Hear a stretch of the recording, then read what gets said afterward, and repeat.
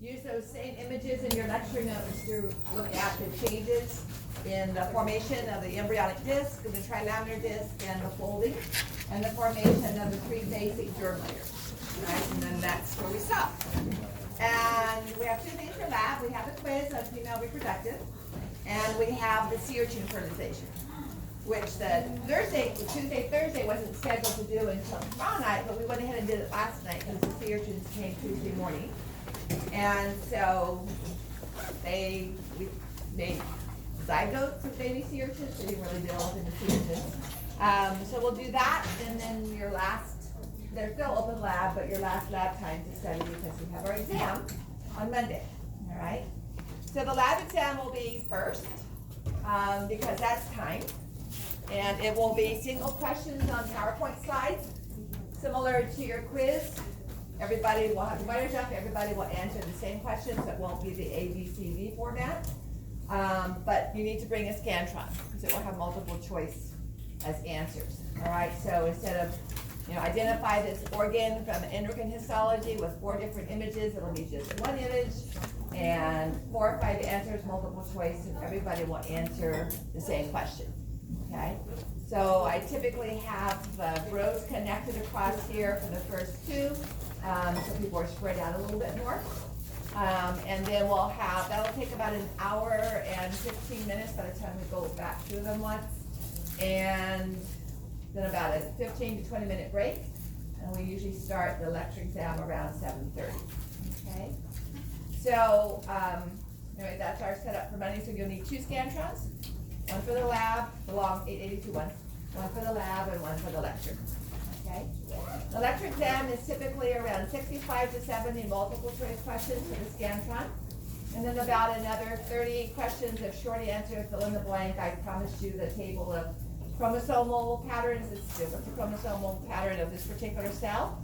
Another table of homologous, so what's the male structure that's homologous to the labia majora? Or what's the female structure that's homologous to the prostate gland?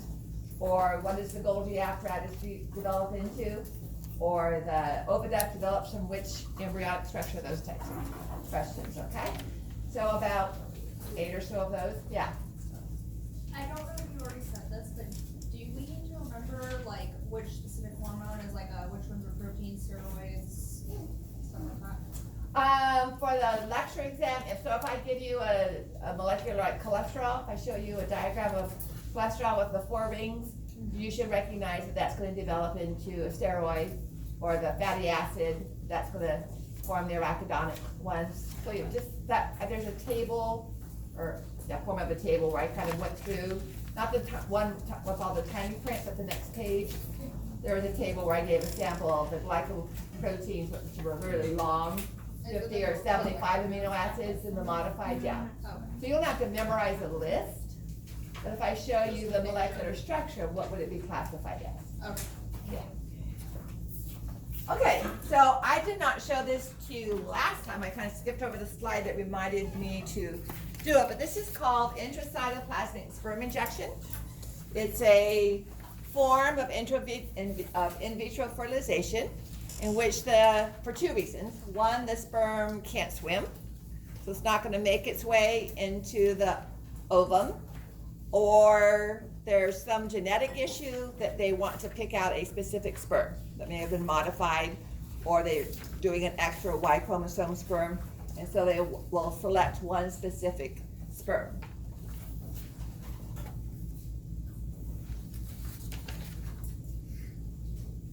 So it's taking up a sperm. This is a glass pipette that's been heated and glass drawn out really, really thin.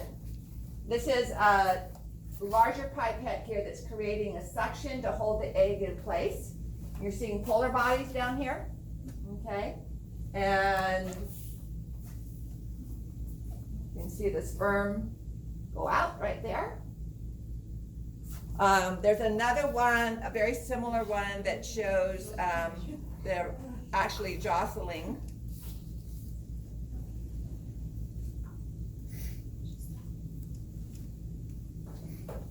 So you can see how this is creating a suction to come up close. They draw some fluid, some of the cytoplasm out, and push it back in. So this is the corona radiata, and still not the one I'm looking for that shows the polar body. Let's see if I can.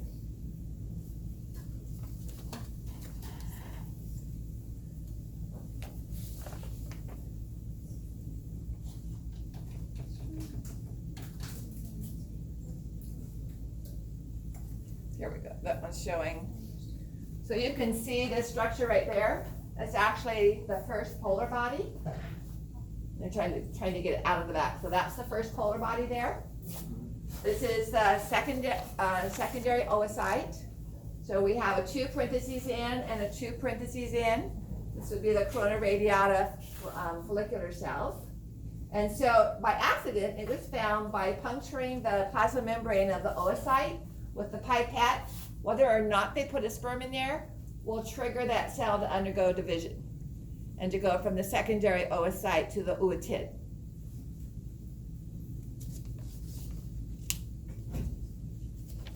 This takes a while while they're thinking about it, and I'm sure there's talking going on while they're doing it. This is one I showed last night. So this is very similar to our model over here. And we have 1 and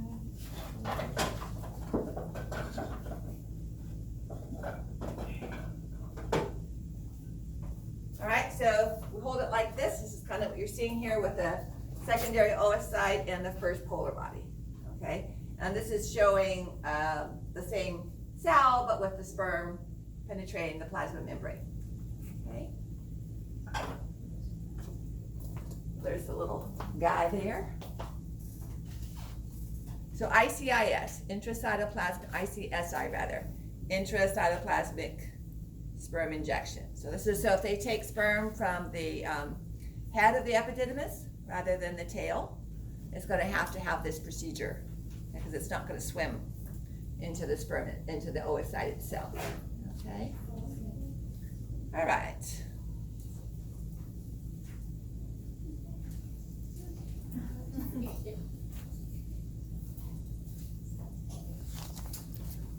All right, so which of the following, I'm going to drill this into you whether you like it or not. Which of the following identifies the chromosomal pattern of the second polar body? Yeah, the first polar body is 2N, the second polar body is N. Yeah, so this is what we had for the primary oocyte. It was 2 parentheses 2N, but it was in the form of this. It was a secondary follicle. The follicle and the oocyte is kind of tricky. The follicle is referring to like the layers. But I gotta ask her about this. She said this is a single layer, like a secondary follicle with one oocyte, like both of them are. But this one is a primary follicle, but it still looks a lot like this. Right. I gotta ask her about that. It's kind of like almost got it, but not really. It's like that one little detail. Yeah.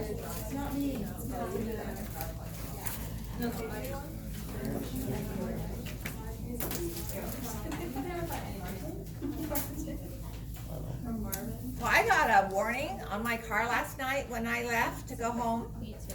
I had students here until 10:15, and then I went and I ran off exams that I was giving at Sac State. And it said, no visible parking decal of daily ticket. Well, I had my faculty permit in the proper location in the lower right window. Vehicle in violation of parking restrictions. I assume it was the same, I don't know what that was for. And then it says, no overnight parking, because I left at 11:45 p.m. Oh my God. And apparently overnight parking starts at 11 p.m. So it was a courtesy warning. So I'm gonna call and say, did you notice that the faculty parking permit was up there? Do I have to call and ask permission to stay after 11 and work? So I think it was because my car has Colorado plates, so they just didn't bother looking for any other official documentation. But anyway, after 23 years, I got my first parking ticket. It's not a ticket, warning. Okay, so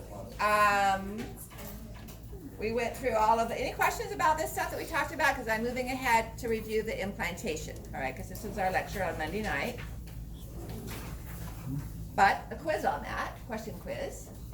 So what is the event happening over here to, this is not an oocyte, this is the sperm. spermatozoan. So which of these events is being illustrated by this animation?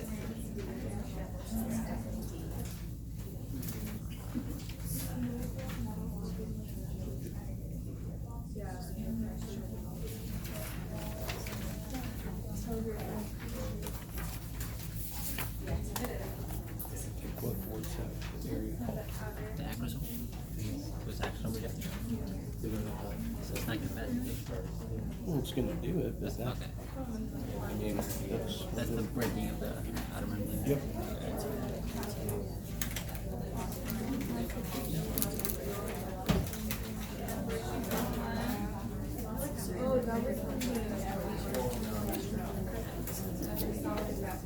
Can you go over primary oocytes surrounded by a follicle? Sure. And compare it to a secondary follicle or primary oocyte? Sure, yeah. In the drawing, they both look a lot alike. The only thing that's different is the follicle, okay? So I'm gonna stop this. Here's a question to review about the follicles and the oocyte stages. So the terms primary and secondary are used both for the egg cell itself, the oocyte, and for the follicle. All right, so two different things are going on. The oocyte is going to be a primary oocyte after the female is born, all the way through until ovulation. So if a oocyte is not ovulated, it's going to be primary, whether it's in a secondary follicle or a primary follicle or even an antral follicle. Even a mature antral follicle is going to contain a primary oocyte until just like 40 minutes before ovulation, okay? When it undergoes its second meiotic division. So whether we're going to be looking at a primary oocyte, meaning it hasn't yet undergone its first meiotic division, that's the oocyte, okay? Then the follicle, if it has flat squamous, a single layer of flat squamous cells around it for the follicular cells, this is a primary follicle with the follicular cells surrounding a primary oocyte. So the oocyte chromosomal pattern is a 2 parentheses 2N. The cells, the follicular cells that are the primary follicle cells are diploid, just a straight 2N, like every other cell in the body that's not one of the gamete cells, okay? Then, still a primary oocyte, but if the follicular cells have rounded up to form a single layer of cuboidal cells, then this is now a secondary follicle, which still contains a primary oocyte, which is still 2 parentheses 2N, and the follicular cells are still 2N. But they started to obtain more of the smooth endoplasmic reticulum and starting to convert the androstenedione from the theca interna cells, which aren't very many at this point, into estrogen. So you're starting to see an increase in the amount of estrogen, all right? Then, those follicular cells undergo mitosis and multiply, and we have 2 to 4 or 5 layers of follicular cells, still a secondary follicle. But we obviously are producing more estrogen because we have more of those follicular granulosa cells making estrogen. So the amount of estrogen is increasing, but still a secondary follicle, okay? And still a primary oocyte. Then we move into the antral stage in which we have a few pools of fluid in between the follicular cells.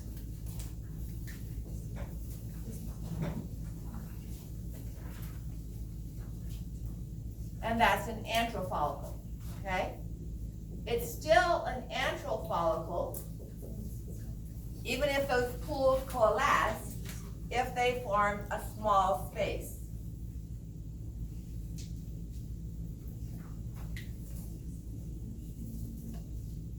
So we can see a small space here. It's still an antral follicle, still a primary oocyte. And I just haven't drawn in the zona pellucida, and I haven't drawn in the theca interna cells, which would be visible easily by the time we reach that stage.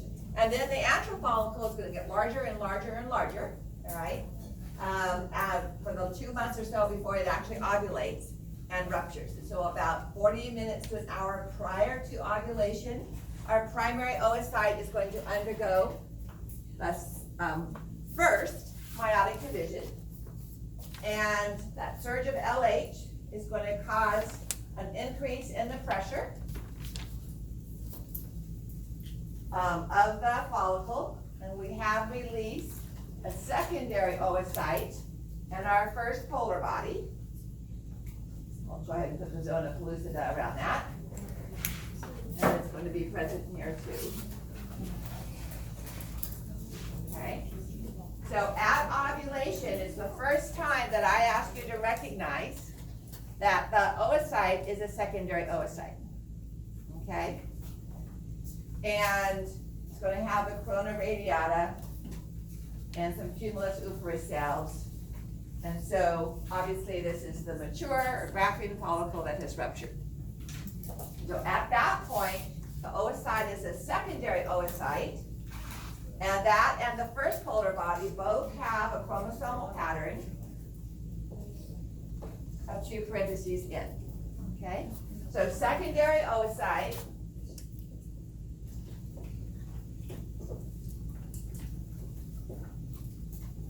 first polar body. Those are the products of the first meiotic division. And it's going to stay like that and get flushed out of the female reproductive tract out the vagina unless it gets fertilized by the sperm. When the sperm fuses to the integrin alpha 6 beta 1 protein on the egg membrane and is pulled down into the egg, that triggers the second meiotic division. And so what we have inside that, I'll erase this one over here.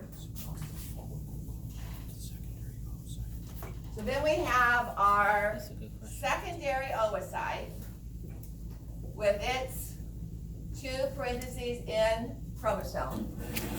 We have the first polar body, all right? And here comes the sperm with its N chromosomes. As a result of that, this cell will divide. The whole secondary oocyte will divide unevenly again to create the second polar body,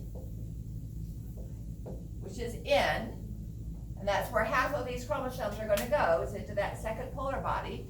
So now this is just N, and it's an ootid, also known as an ovum.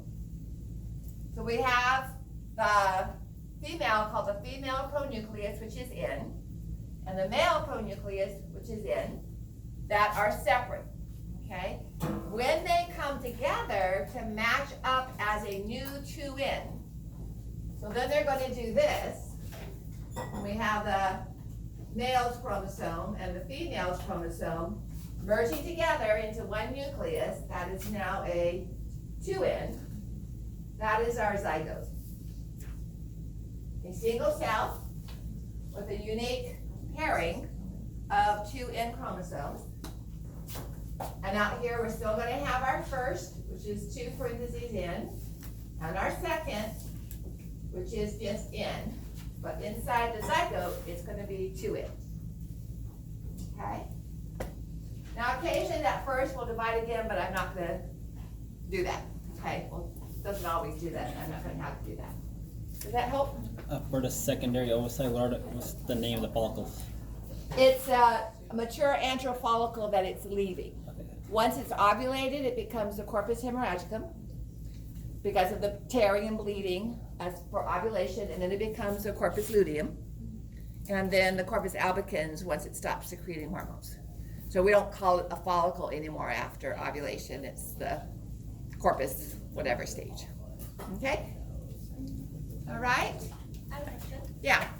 So for the grafted follicle and the antral follicle, are those interchangeable or is there? Mature antral and graphene are interchangeable. Okay. An antral is just anytime we start to see those pools of fluid, even when they coalesce, if it's still a small size, and we don't see a very strong cumulus oophrus, that little stalk that it sits on, Yeah, okay. okay? Anything else? Yeah. For review, what enzymes are involved in making that estrogen when the second follicle does that? All right, so starting with the theca interna, Yes. under influence of LH, is in the mitochondria, going to take cholesterol and convert it to pregnenolone.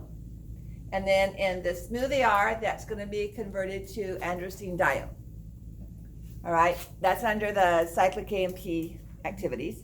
And then that will move across the basement membrane into the follicular cells, which are homologous to the Sertoli cells. And their aromatase is going to convert the androstenedione to estrogens or estradiols. A little bit of that happens in the Sertoli cells, but not nearly as much. All right. So the 5-alpha reductase that forms the dihydrotestosterone, the female doesn't do because she doesn't have male phenotypes. And that's what's being used for the secondary sex characteristics of the male. Do we have a diagram for that? It's in the lecture note with female physiology. It's the same events that occur between Leydig cells and Sertoli cells, but in the female it's theca interna cells and follicular cells.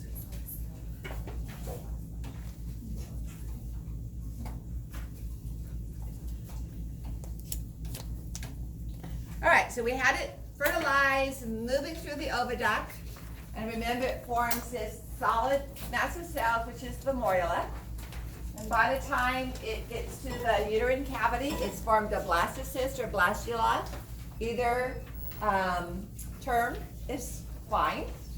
And the blastula is a shell of a single layer of cells, all right?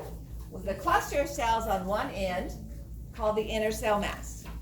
The single layer of cells is known as what? Anybody remember? Zona pellucida? No, zona pellucida is still there, but it's not, zona pellucida is not cells, it's a protein coat. Trophoblast, okay? So the zona pellucida, this is called blastula hatching. So the zona pellucida ruptures. Did I show you guys that on Monday? The blastula hatching? Let's see if I...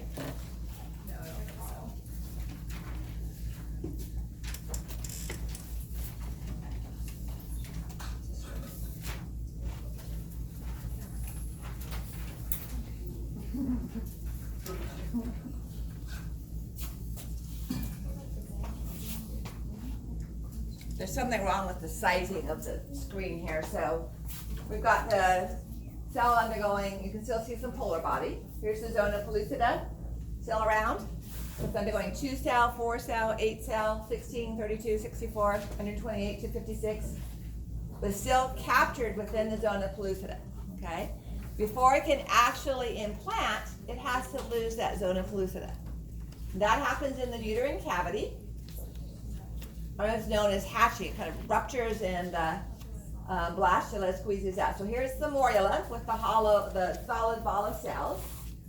You can start to see it starting to hollow out. So we have the trophoblast cells and the inner cell mass. And just about now, it's going to rupture and you're going to kind of see almost like well, there it goes. Okay? So the zona pellucida ruptured and kind of like popping a grape out of the grape skin. And the grape skin would be the zona pellucida, and the grape meat, if you will, inside is the, let's watch that one more time.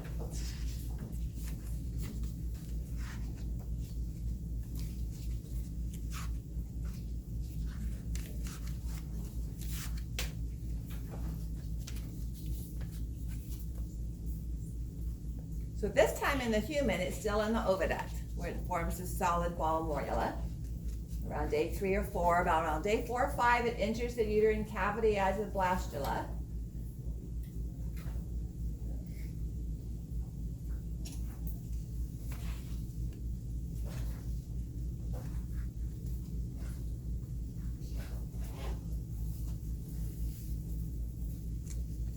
It's starting to hollow in the middle.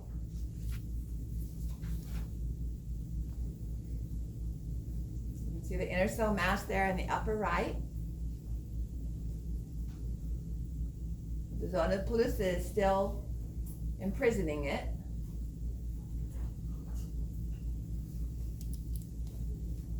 But this is the shape without the zona pellucida that actually implants. Just going to rupture here in a second. There. So there's the zona pellucida without it, and now the blastula is free of that encasing protein coat. Okay? That happens in the uterine cavity.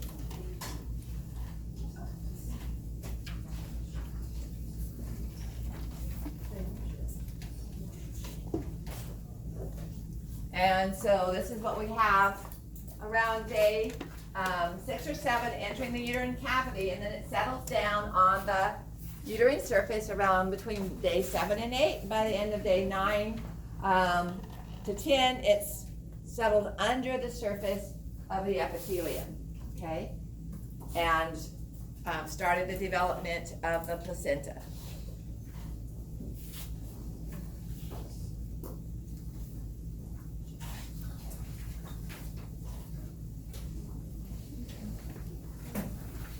So here it still has the zona pellucida.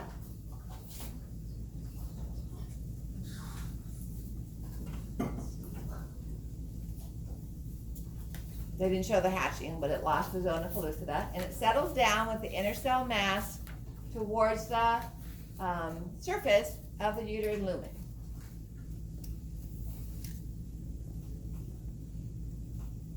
This is the stratum functionalis up here, so it's moving that direction.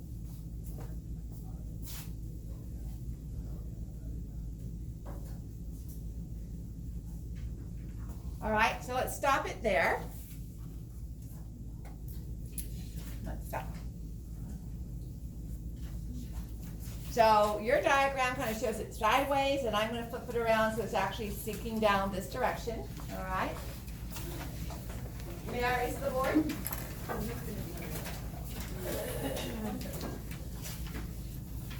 swear 50 years from now, everybody's gonna get the education for you.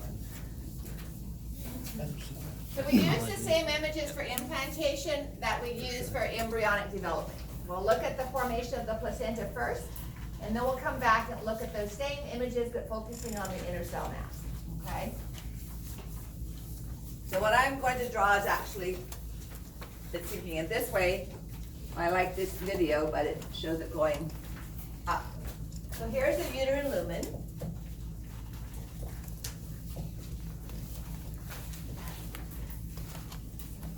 We have the surface of the uterine cavity. It's going to have some uterine glands. Everybody remember what those secrete? They become white and kind of frothy. And their purpose is to provide nutrients for the implanting tissue.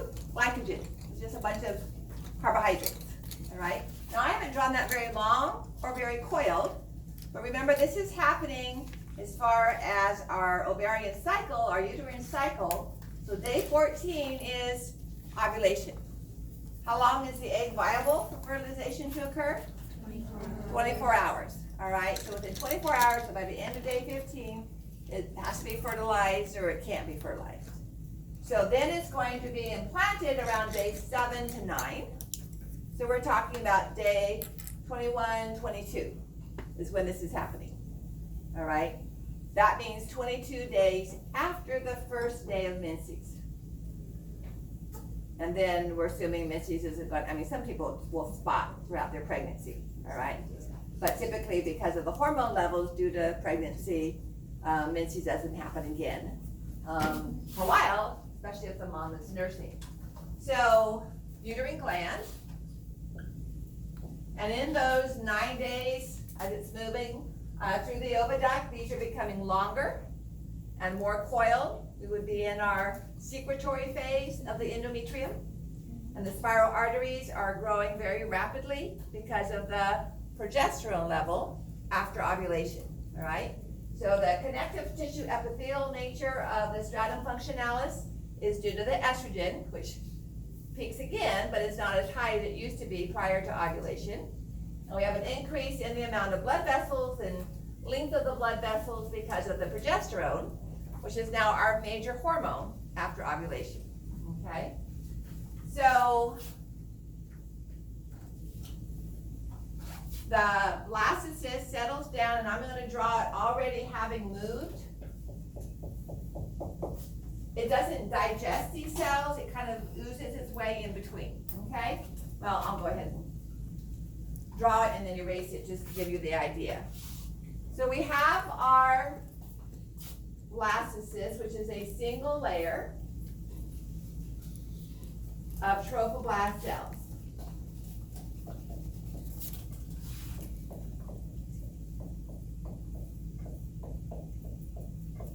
What would be their chromosomal pattern? 2N.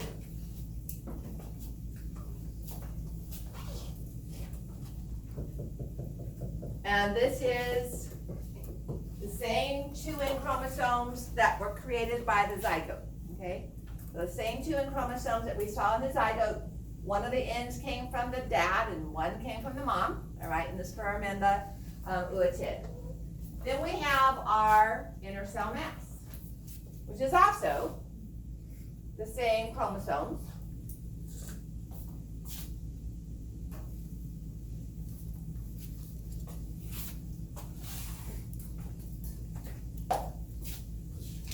Although the cells are looking different.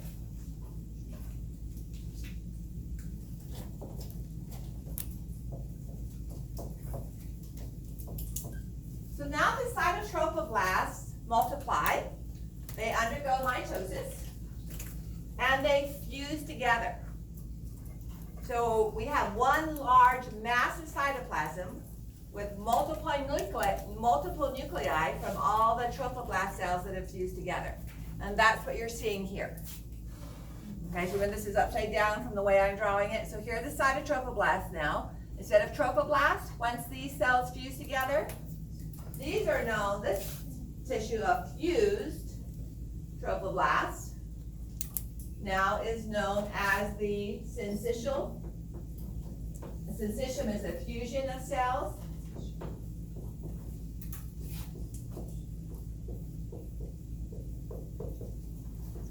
So once the syncytial trophoblast is formed, and notice we still have cytotrophoblast on their surface, the trophoblast cells, the individual cells, we now call cytotrophoblast, all right? So when it was just a single layer around the blastula, they were trophoblast. Once the syncytial trophoblast is formed, this was one long, large oozing, kind of like a plasmodium, the rest of this single cells are cytotrophoblast. So as this moves deeper into the stratum functionalis, this is our stratum functionalis of the endometrium of the uterus, all right?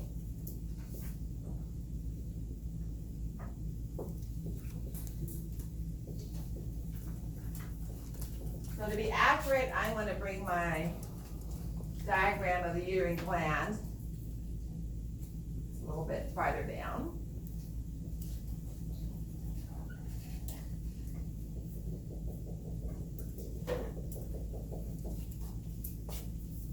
And so down here is going to be the stratum basalis.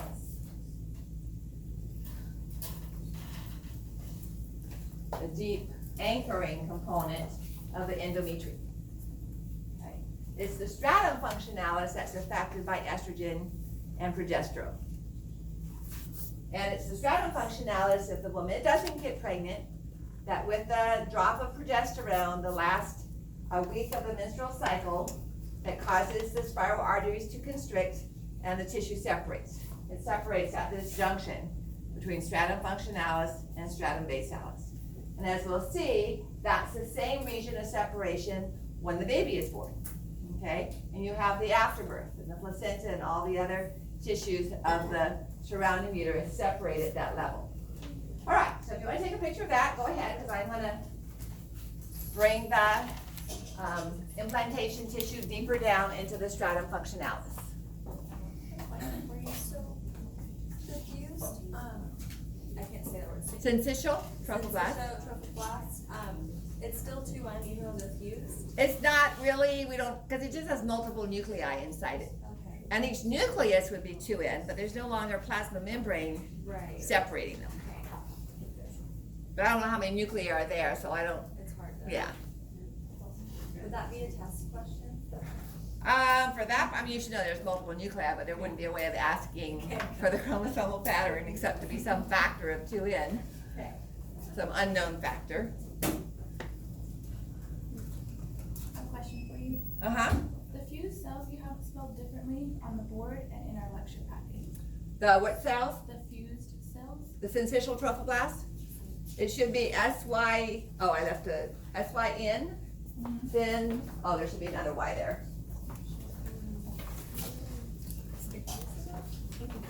And sometimes syncytium is spelled with an A instead of an O, syncytial part. All right, so now, notice how much of this, so it's completely settled under, but the greatest form of the syncytial trophoblast is towards the stratum basalis aspect of the implantation, okay? So let me bring that farther down. Because the whole purpose of doing this is to provide the developing embryo nourishment, okay? It's gonna get that nourishment from the maternal blood vessels. It's not gonna get it just floating around in the uterine cavity. It has to get it by direct bathing, if you will, in the blood of the mother.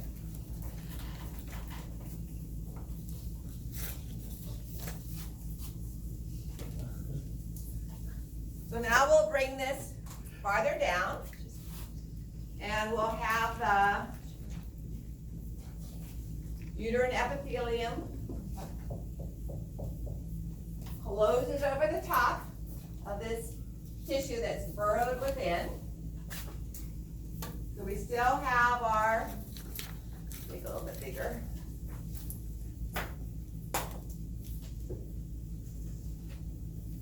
We still have our cytotrophoblast.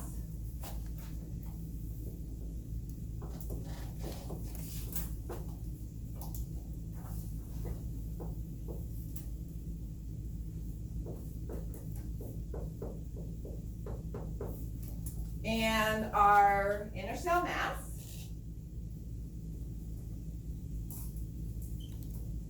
And all these cells are the same 2N as our cytotrophoblast.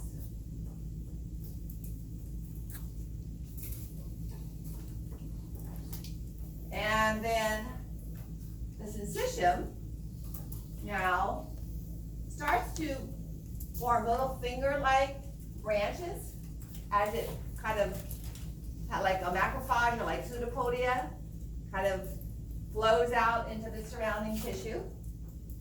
Those finger-like branches are longer and branch more often the deeper we are in the stratum functionalis. Because there's just more tissue to expose and more blood vessels damaged.